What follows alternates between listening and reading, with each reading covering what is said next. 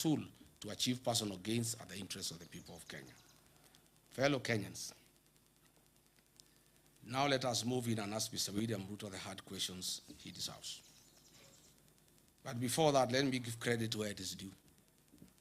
There is one promise Mr. William Ruto made to the people of Kenya, and he has delivered 100%. Congratulations, Mr. President.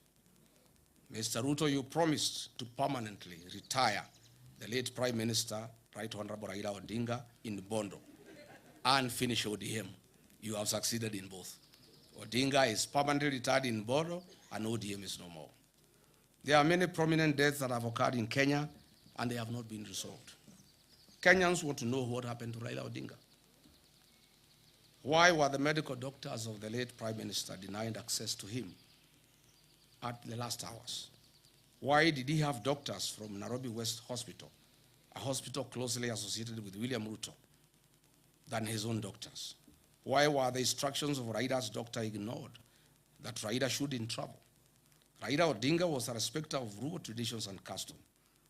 How could a person, known respecter of Luo traditions and customs, indicate that he should be buried in 72 hours against all known Luo traditions and customs? Was William Ruto anywhere an executor of Raila Odinga's will? Why was there no postmortem done on the body of Raila Odinga? Why was he forced to go to India through a private jet? Why did the president force Raila Odinga to go to India? Why was his party ODM taken over before his body arrived in the country, despite the known African customs that you don't inherit a man or a woman, for that matter, before they are buried? Who are these doctors who accompanied Raila Odinga against the wishes of his personal doctor, Professor David Oluoch-Oluonya? These are hard questions that Kenyans want to know. On the death of Honorable John Ngeno, the late MP, for the first time, Kenyans must know what happened. I have intelligence information as follows. On the fateful day after Ngeno was dropped at Edebes, the helicopter went to fuel in Eldoret. The pilot didn't know the fuel he was about to put in had been transported to the scene from Lodwar. High alert Kenya revenue officials noticed an unusual car that had carried the jet fuel. It was arrested and the driver questioned. The driver revealed to them that he transported the fuel from Lodwar. Immediately, this KRA official and the police Eldoret Airstream were instructed from Nairobi to release the driver if they cared about their lives. Is it this fuel that caused the chopper not to pick up in high altitudes?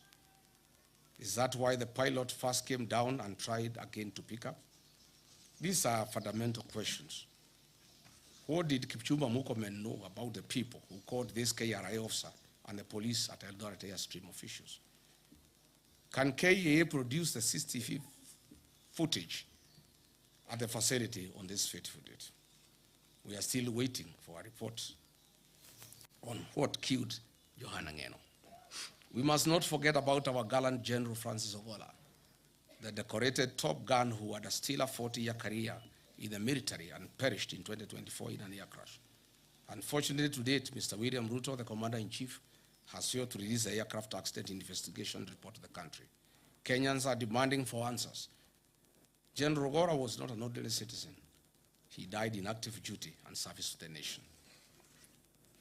Mr. William Ruto, what do you know about General Francis Ogolla's death? Are you willing to tell the country why you allowed General Francis Ogolla to fly in a Bell-Hue helicopter with a questionable mechanical status? The DPP must use his powers and establish an inquest on these unresolved murders over the last 4 years.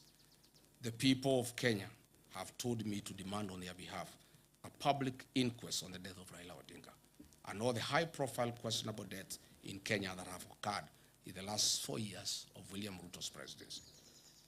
I therefore call for a public inquest and proper scrutiny of the same. Today, after examining major commitment against this evidence,